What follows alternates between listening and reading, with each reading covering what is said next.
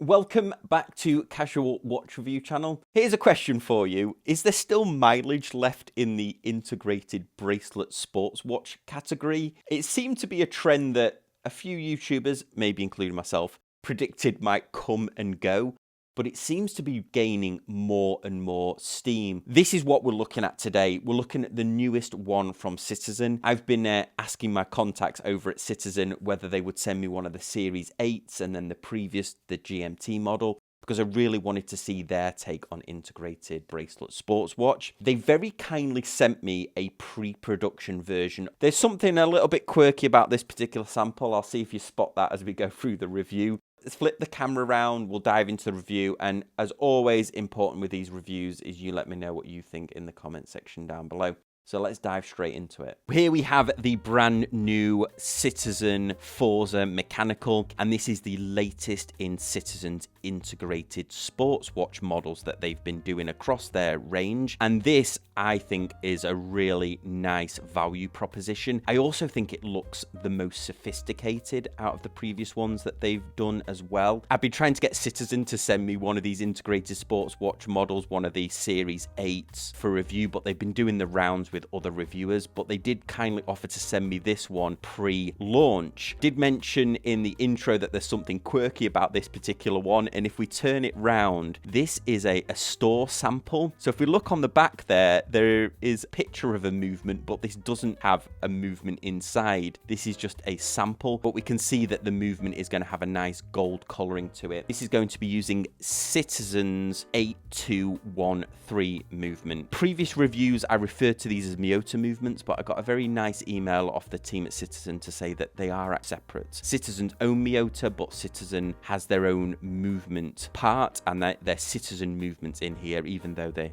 similar number vernacular to the Miyota ones. This is a Citizen 8213 movement, and it's just a shame that I can't show you the little seconds going round or me hacking or hand winding the movement. Also, I won't unscrew the crown. I made that mistake before. There's no stem in it, and I nearly lost the crown in the carpet here in the studio. So I won't be showing you that, but it does have a screw down crown. Because there's no movement, it allows me to focus on the two highlights of this watch. The first being that really stunning dial. This is a Tiffany blue metallic aqua color. I didn't think I was going to like this judging on the images online, but seeing it in person, the way the blue complements the titanium gray offers a very nice contrast, and it's really growing on me. And I don't think I would have been brave enough to buy this one myself with this dial combination, but having seen it in person, I think that even though they do offer this in different colors, I think I like this one the most. Finishing on this dial has almost a cloud pattern, very reminiscent to Grand Seiko. That's the first thing that it reminded me of, this dial. Maybe I'll put something clickbaity in the title about it being a Grand Seiko for $625. Let me know if I ended up doing that in the comment section. But this has a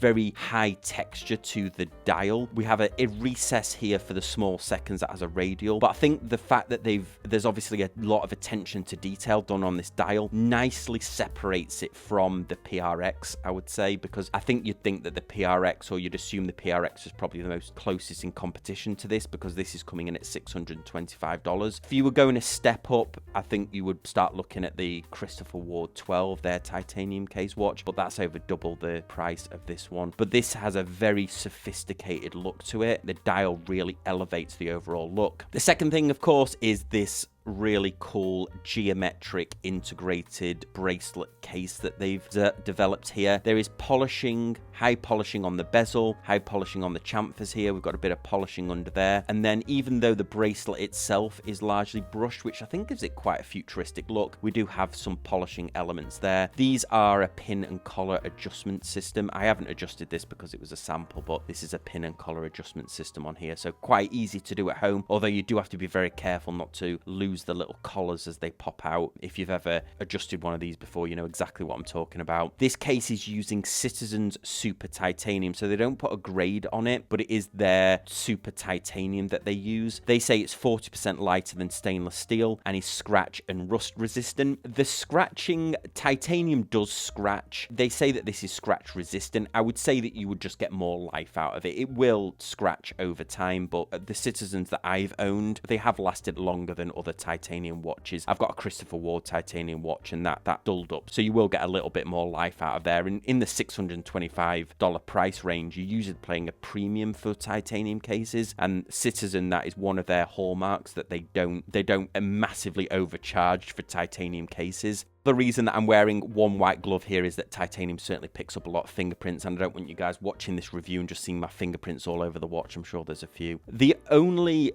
negative, and I've mentioned this on every titanium Citizen that I've reviewed that has this clasp, there's 2-position micro adjustment clasp, but I'm not a fan of this press clasp. I wish they would add a milled clasp to this. It's not that it's uncomfortable, in fact it's very comfortable. I'm guessing that's why they haven't moved away from this, because of how low profile the mechanism is against the wrist. It's just that aesthetically I don't like the look of it. I think the watch itself looks a lot more expensive than its $625 would suggest, but the clasp is one of those things that just lets down the aesthetic, I would say. Let me know in the comment section down below if you agree or disagree on that one. Let's put it on the wrist. As mentioned before, I've not adjusted this because it is a sample. It's going back to Citizen or onto another reviewer, but it fits my 7.2-inch wrist very nicely. It's very light, this watch. You'll forget that you're wearing it after a while. I've had other Citizens that are as light as this. In fact, this one doesn't.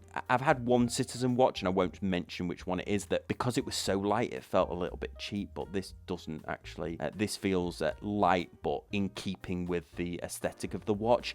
It's only 11.4 millimeters tall as well, or 11.4 millimeters thick, so it wears very well. You'll fit this under a cuff of a shirt, no problem. There you can see it as a side. So yeah, 40.5 millimeter case there. You can see it on my 7.2-inch wrist. I've not really had an integrated sports watch in my collection. I've not added one yet. I like the sophisticated look of this one. It does have that dressy sports watch aesthetic, so it seems like there is still a little bit of innovation to go in the integrated sports watch, integrated bracelet sports watch category. That's my opinion, but as you know, the most important with these reviews is what do you think? Let me know in the comment section down below. If you're new to the channel, I would love it if you liked and subscribed and hit that thumbs up so other people can see this review. Really appreciate you watching, and I'll see you next time on Casual Watch Reviews.